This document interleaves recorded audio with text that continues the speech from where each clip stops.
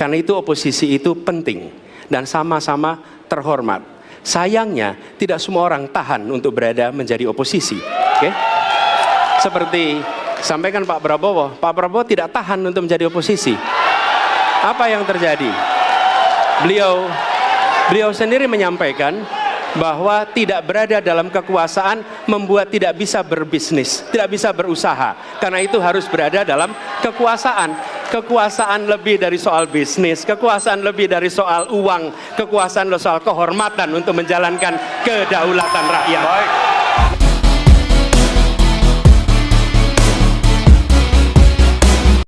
Menuju ke panggung utama.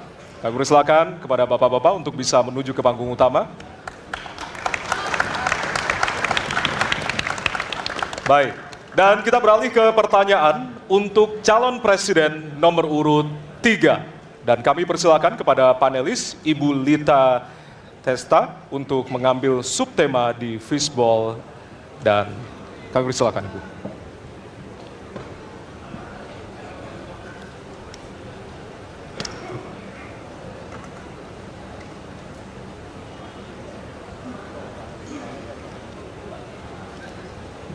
Ya, dan untuk temanya adalah pemberantasan korupsi.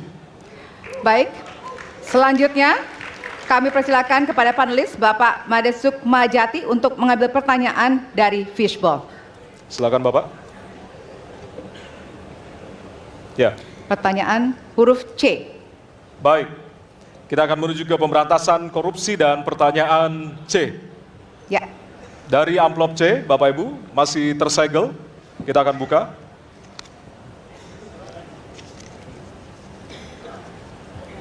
Pertanyaan untuk subtema pemberantasan korupsi. Penegakan hukum atas tindak pidana korupsi menunjukkan rata-rata tren vonis pengadilan yang relatif rendah dan minimnya angka pengembalian aset. Pertanyaan, apa terobosan yang akan Anda lakukan untuk menimbulkan efek jera bagi pelaku korupsi sekaligus menyelamatkan aset negara yang dikorupsi? Waktu Anda 2 menit Bapak, dimulai dari sekarang. Terima kasih. Yang pertama dari si penegakan hukumnya dulu. Maka kalau saya mulai dari sini, maka yang mesti dilakukan adalah pemiskinan. Yang kedua perampasan aset. Maka segera kita bereskan undang-undang perampasan aset, dan untuk pejabat yang korupsi bawa ke Nusa Kambangan. Agar bisa punya efek jera bahwa ini tidak main-main. Namun yang perlu diberikan adalah contoh dari seorang pemimpin, bahwa dia hidup sederhana, dia tidak bermewah-mewah, dia mengajarkan bagaimana integritas itu dibangun. Untuk para pejabat, ada 2 yang penting sekali. 1, biarkan mereka berkembang dengan meritokrasi yang baik, sehingga pada saat menduduki jabatan, tidak ada lagi jual beli jabatan. Yang kedua, jangan biarkan mereka store pada pemimpinnya. Kalau ini terjadi, kerunyaman itu akan muncul. Data ICW menunjukkan sekitar 230-an triliun dalam 10 tahun terakhir kerugian negara itu terjadi. Dan ini ekuivalen kalau bisa kita pakai untuk membuat puskesmas kira-kira 27.000. Terbayangkan oleh kita, edukasi itu mesti kita tunjukkan dengan sekali lagi teladan dari seorang pemimpin, dan pemimpin tidak boleh ragu untuk memutuskan itu. Baik, masih ada waktu Bapak, akan menambahkan? Cukup? Baik. Cukup, baik. Harap tenang. Terima kasih. Kami persilakan kepada calon presiden nomor urut 1 untuk menanggapi jawaban calon presiden nomor urut 3. Waktunya 1 menit, dimulai dari sekarang. Koruptor dijeratkan dengan undang-undang perampasan aset disahkan dan hukumannya mengikuti pemiskinan. 1. Yang kedua, yang tidak kalah penting, undang-undang KPK harus direvisi sehingga KPK menjadi lembaga yang kuat kembali. Yang ketiga, diberikan imbalan, reward kepada mereka yang membantu melakukan pelaporan, penyelidikan, sehingga ketika melaporkan kita akan punya partisipasi masyarakat, dan itu dibolehkan oleh undang-undang. Dengan begitu maka bukan hanya aparat penegak hukum, tapi seluruh rakyat ikut memerangi korupsi. Korupsi harus gerakan anti korupsi harus menjadi gerakan semesta yang melibatkan seluruh rakyat. Kemudian yang keempat, yang tidak kalah penting adalah standar etika untuk pimpinan KPK harus standar yang tinggi. Terima kasih. Baik. Ya. Dan selanjutnya kami silakan kepada calon presiden nomor urut 2 untuk menanggapi jawaban dari calon presiden nomor urut 3. Waktu Bapak 1 menit dimulai dari sekarang. Terus terang saja, saya dalam hal ini setuju dengan sikap dan jawaban dari Pak Ganjar masalah korupsi. Korupsi adalah pengkhianatan terhadap bangsa. Korupsi harus diberantas sampai ke akar-akarnya. Kita harus perkuat KPK, kita harus perkuat juga kepolisian, kita harus perkuat juga kejaksaan, kita harus perkuat ombudsman, semua badan-badan yang bisa membantu untuk mitigasi korupsi harus kita perkuat. BPK, BPKP, inspektorat di tiap kementerian ini harus diperkuat. Jadi saya sependapat korupsi harus diberantas sampai seakar-akarnya. Terima kasih. Waktu masih ada, Bapak? Cukup. Cukup. Baik, terima kasih. Kami persilakan calon presiden nomor urut 3 untuk merespon tanggapan dari kedua calon presiden lainnya. Waktunya 1 menit, dimulai dari sekarang. Terima kasih. Ternyata pada isu ini di antara 3 kami relatif sepakat. Mudah-mudahan ini harapan baik untuk masyarakat. Maka yang mesti kita sampaikan kepada masyarakat, inilah janji politik di depan rakyat. Maka kalau kemudian kita bisa menyatukan yang saya sampaikan di awal, pikiran kita sudah sama, perkataan kita sudah sama, maka kalau perbuatannya tidak sama, kitalah yang dihukum oleh rakyat. Maka mudah-mudahan pemilu besok ini akan menghasilkan semangat yang sama untuk kita memberantas korupsi. Integritas itu penting sekali. Dan nomor 1. Masih ada waktu Bapak? Cukup. Cukup? Baik. Ya, dan kita akan beralih ke pertanyaan selanjutnya untuk calon presiden nomor urut 1. Kami persilakan kepada panelis Bapak Rudy Rohi untuk mengambil subtema di fishball. Kami persilakan Bapak.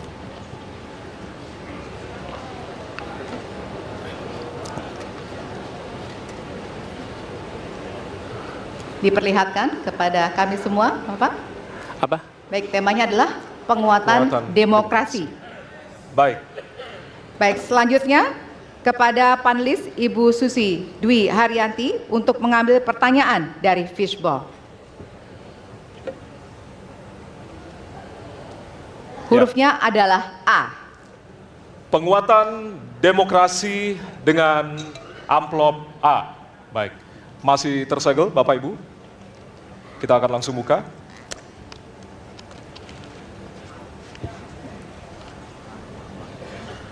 Salah satu pilar penting demokrasi adalah partai politik.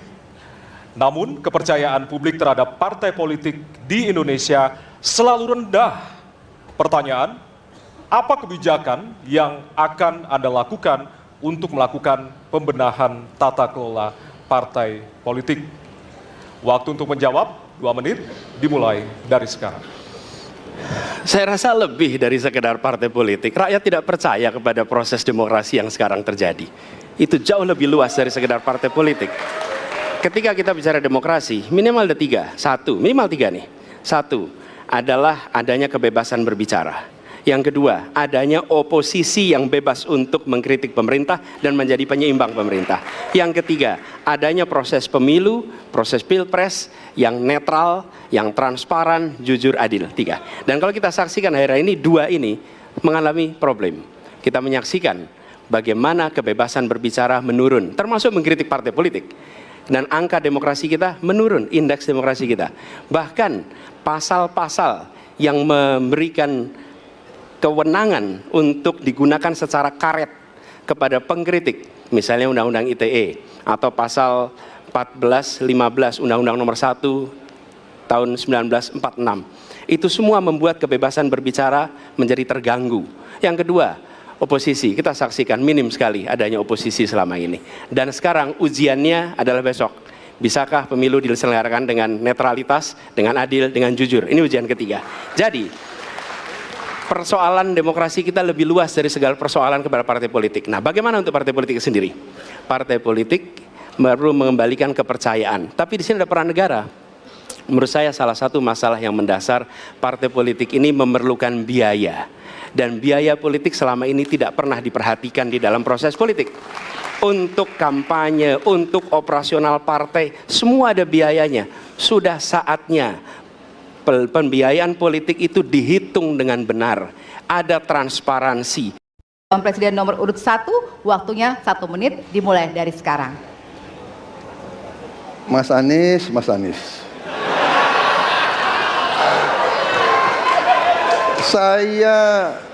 Saya berpendapat Mas Anies ini agak berlebihan.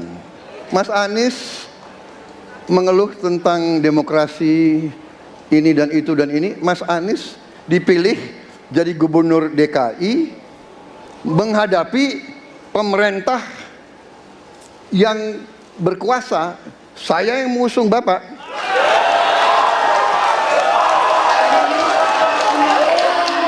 Kalau demokrasi kita tidak berjalan, tidak mungkin Anda jadi gubernur.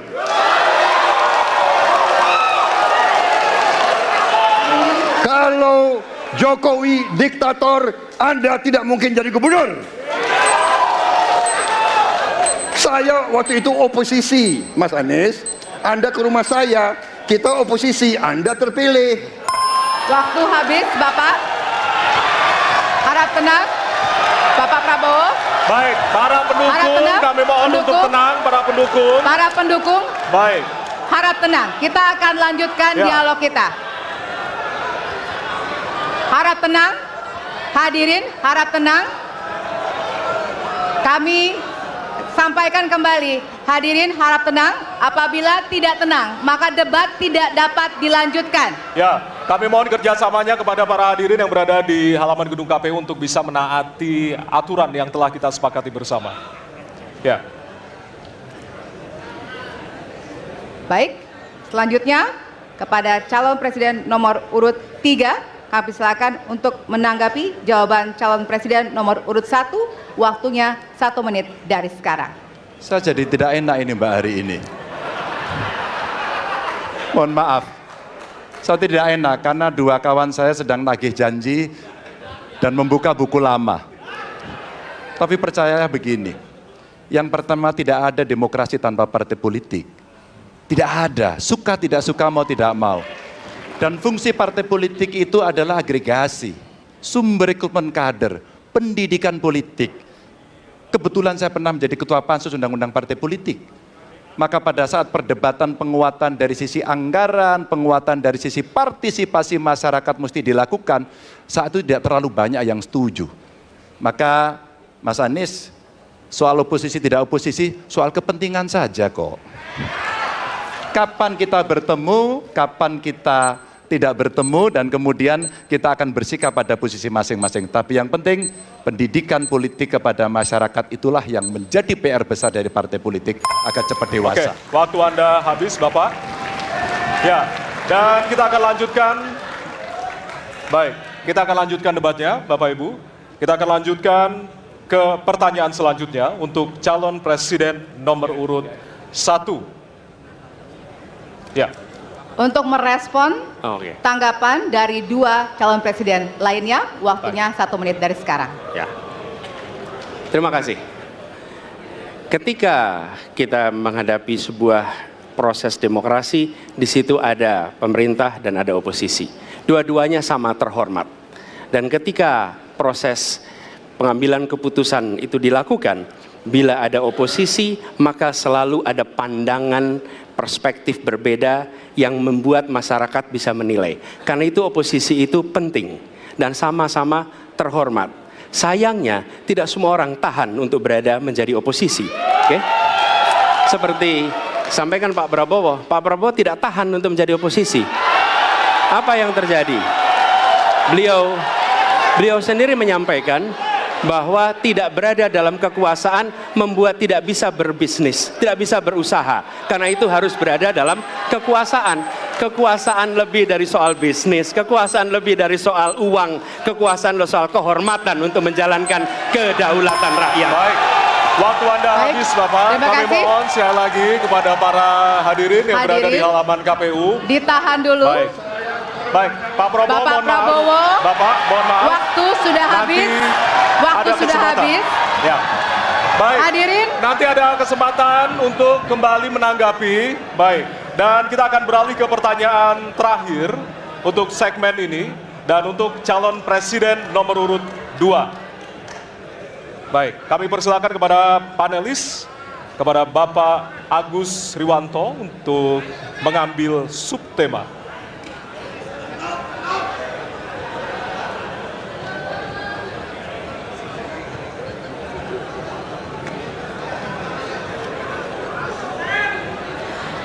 Kami mohon kepada hadirin untuk tenang, untuk menjaga kelancaran debat. Silakan Bapak dipersilakan kepada moderator Baik. diperlihatkan. Subtema Hukum. Baik. Selanjutnya kami silakan kepada panelis Bapak Wawan Mashud untuk mengambil pertanyaan dari Fishball. Kami persilakan Bapak.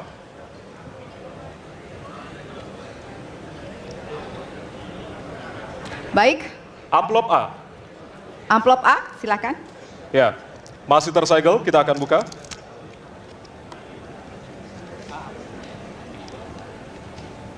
Kita akan langsung bacakan. Konstitusi mengharuskan kekuasaan kehakiman dijalankan secara merdeka. Sementara lembaga kekuasaan kehakiman saat ini cenderung diintervensi oleh cabang kekuasaan lainnya. Pertanyaannya, apakah Anda setuju dengan pernyataan tersebut? Apa alasannya dan apa komitmen Anda untuk menjaga independensi kekuasaan kehakiman? Waktu Anda 2 menit Bapak, dimulai dari sekarang. Saya sangat setuju bahwa kehakiman harus independen, kehakiman harus yudikatif, ya, harus independen, dan harus kuat, dan tidak boleh diintervensi oleh kekuasaan. Saya sangat setuju itu.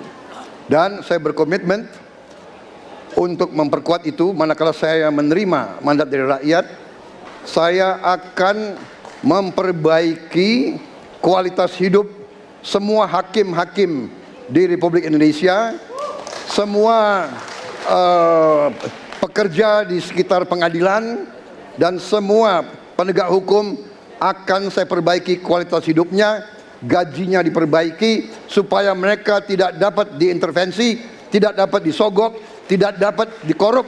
Itu komitmen saya kepada rakyat Indonesia. Terima kasih. Masih ada waktunya Bapak, silakan merabakan. Cukup. Cukup? Ya. Baik. Baik, selanjutnya kami persilakan kepada calon presiden nomor urut 3 untuk memberikan tanggapan kepada jawaban calon presiden nomor urut 2. Waktunya 1 menit dari sekarang. Terima kasih, komitmennya Pak Prabowo luar biasa. Tapi dalam konteks kekinian, saya terpaksa terhadap putusan MK yang melahirkan MK-MK itu. Itu aja.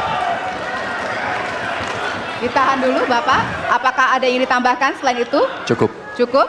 Baik. Selanjutnya, Ya, kami pertegas kembali bahwasannya tidak ada sesi tanya jawab, artinya saling menanggapi, Bapak-bapak.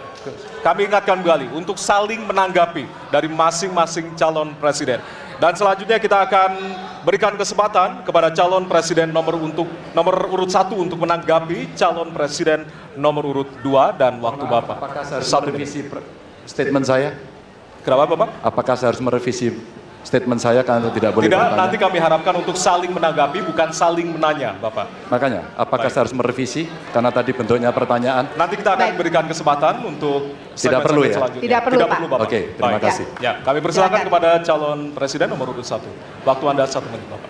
Ya, jadi ketika saya bertugas sebagai presiden, maka saya akan tegaskan kepada semua yang berada di lingkar judisial bahwa tugas Anda bukan hanya menegakkan hukum, tugas Anda menghadirkan rasa keadilan. Nomor 1, tegaskan itu. Yang kedua, Bila terjadi praktek-praktek di mana keadilan tidak hadir, maka negara tidak boleh diam dan mengatakan, itu kan proses hukum. Tidak bisa. Justru negara harus mempertanyakan apa yang sesungguhnya terjadi. Dan itulah yang kemudian harus dikerjakan oleh negara, memastikan bahwa proses hukum benar-benar berorientasi kepada keadilan. Lalu kepada mereka yang bertugas, tadi disampaikan bahwa harus memastikan mereka memiliki remunerasi yang baik. Ya, itu penting.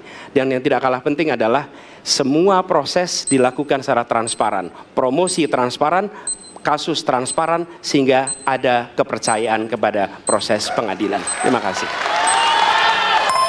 Baik, waktu habis. Selanjutnya kami persilakan kepada calon presiden nomor urut 2 untuk merespon tanggapan dari calon presiden lainnya. Waktunya 1 menit dari sekarang.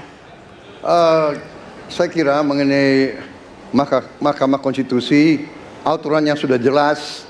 Kita juga bukan anak kecil, rakyat kita juga pandai, rakyat kita lihat, rakyat kita tahu.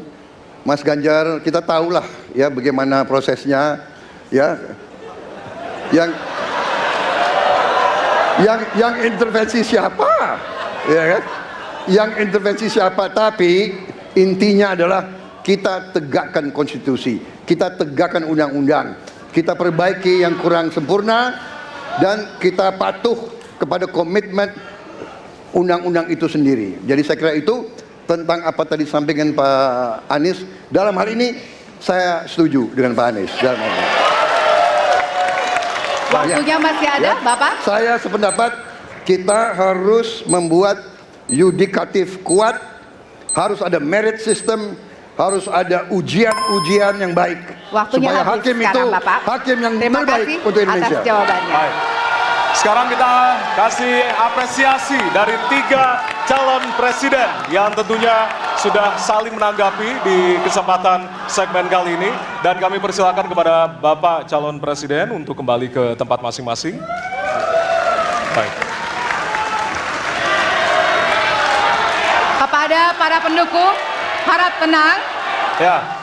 Para pendukung, kami mohon kepada para pendukung, acara debat masih berlangsung. Ya, sekali lagi kami nanti akan kasih kesempatan untuk memberikan yel-yel dan juga dukungan dari masing-masing capres. Dan Ya. kita akan masih lanjutkan dengan suasana debat yang masih hangat tentunya. Ya, tentunya nanti akan ada perbedaan pada segmen berikutnya, hadirin sekalian. Bedanya adalah pertanyaan tidak lagi datang dari tim panelis, Ya. tapi pertanyaan akan datang dari masing-masing calon presiden.